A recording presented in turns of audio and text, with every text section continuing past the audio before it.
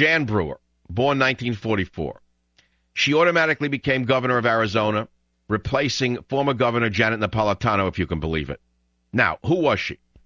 She is a wonderful administrator. She served as a Republican in the Arizona House from 83 to 86. She was then a state senator from 87 to 96.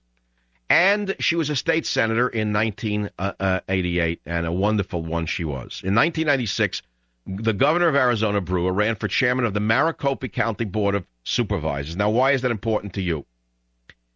When she won, she inherited a debt of $165 million. And by the end of her tenure in 2002, she left Maricopa County in one of the strongest financial positions of any county in the nation. The Governing magazine, a magazine called Governing Magazine, proclaimed that the county was one of the two best-managed large counties in the nation. She was then elected Secretary of State of Arizona in 2002 and served until 2009. So in other words, the woman knows how to manage things. Governor Brewer is Arizona's fourth female governor and its third consecutive female governor. Brewer is running for re-election for a full term in the Arizona gubernatorial election 2010. And when she does win a full term, she will have to leave office in 2015. I believe that Governor Brewer ought to consider a higher office than the governor of Arizona. How about you? Las Vegas, Elmer, welcome to the Savage Nation. Hello. Happy to be on your show. I was an illegal alien at the age of 9. My dad brought us to this country through Mexico. I'm a Salvadorian native. We got denied the American visa. At the time, there was a civil war in the 80s, to give you an idea where I'm coming from. Right. When we got to Mexico, they didn't treat us with a red carpet there. They basically got us for money, all the money we had. And wait, when you say they got you for money, you mean the federales shook you down? Yeah, we took a flight from Mexico City to Calexico, Mexicali, should I say, and they were waiting for us there because our passport had U.S. Embassy stamps on it, so they knew that we were coming to the States. Right. And they took us to this one room, interrogated us for hours, drilling my dad. I was 9 years old, like a kid. You don't know what was going on.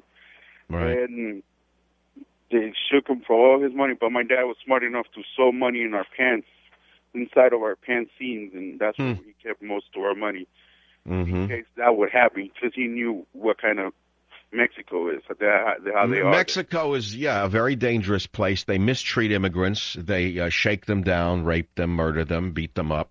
And yet they have the nerve to tell us we have no right to pass our own immigration laws. Elmer, thank you very much for calling the Savage Nation. Just a few other footnotes of Jan Brewer, the governor of Arizona. She also signed a bill that allows Arizona citizens to conceal weapons without having to get a permit. So that's another reason that the vermin in the ACLU and the left wing is going crazy.